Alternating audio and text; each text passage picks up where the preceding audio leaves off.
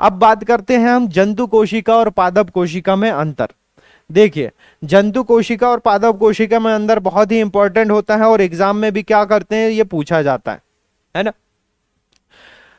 तो जंतु कोशिका और पादप कोशिका में अंतर देखते हैं। आकार में जंतु कोशिकाएं क्या होती हैं, बड़ी होती हैं।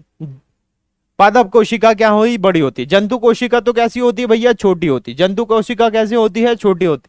पादप कोशिका का आकार कैसे होता है, प्लांट सेल का आकार बड़ा होता है। सेल्यूलोज प्लाज्मा झिल्ली से बनी कोशिका भित्ति में उपस्थित रहती है और इनमें कोशिका भित्ति क्या होती है भैया, सेल वॉल ही नहीं होती है, कोशिका भित्ति अनुपस्थित होती है। कोशिका भित्ति किसमें पाई जाती है, पादप कोशिका में पाई जाती है। जंतु कोशिका में कोशिका भित्ति नहीं पाई जाती है।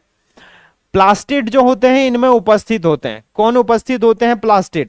जबकि इनमें जो प्लास्टिड होते हैं युग्लिना को छोड़कर अन्य सभी जंतुओं में अनुपस्थित होते हैं। अनुपस्थित होते हैं कौन, युग्लिना को छोड़कर अन्य जंतुओं में जो प्लास्टिड है वो क्या होते हैं, अनुपस्थित होते हैं। विकसित पादप में रसधानी रिक्तिका जो वैक्यूल्स होते हैं वो बड़ी होती हैं।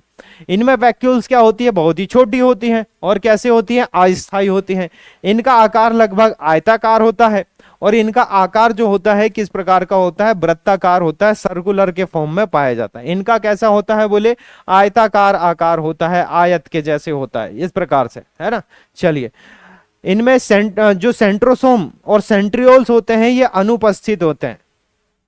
कैसे होते हैं, अनुपस्थित होते हैं। जबकि इनमें कैसे होते हैं, जो सेंट्रियोल और सेंट्रोसोम्स जो होते हैं ये कैसे होते हैं, उपस्थित।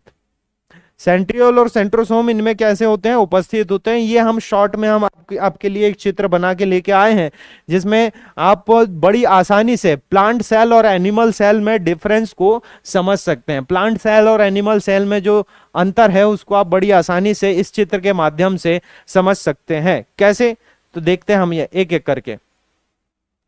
प्लांट सेल में जो सेल वॉल पाई जाती है, जबकि एनिमल सेल में, जंतु कोशिका में सेल वॉल नहीं पाई जाती है। इनमें बड़ी रसधानी होती है, लार्ज वैक्यूल्स होते हैं, इनमें स्मॉल होती है और नो वैक्यूल्स होते हैं। क्लोरोप्लास्ट जो होता है इनमें उपस्थित होता है, इनमें क्लोरोप्लास्ट उपस्थित नहीं होता है ना। देखिए, ये दोनों में जो पाए जाते हैं, इसमें माइटोकॉन्ड्रिया दोनों में पाया जाएगा, गोल्जी बॉडी दोनों में पाया जाता है, एंडोप्लाज्मिक रेटिकुलम जो ईआर है ये दोनों में पाया जाता है, न्यूक्लियस दोनों में, साइटोप्लाज्म, राइबोसोम ये दोनों कोशिकाओं में पाया जाता है। जो नहीं पाया जाता उसको हम अंतर के रूप में समझ सकते हैं और जो दोनों में पाया जाता है वो बीच में लिखा हुआ है। क्या क्या लिखा हुआ है, mitochondria, Golgi body, endoplasmic reticulum, nucleus है, साइटोप्लाज्म है और राइबोसोम है। ये प्लांट सेल और एनिमल सेल दोनों में प्रेजेंट होते हैं।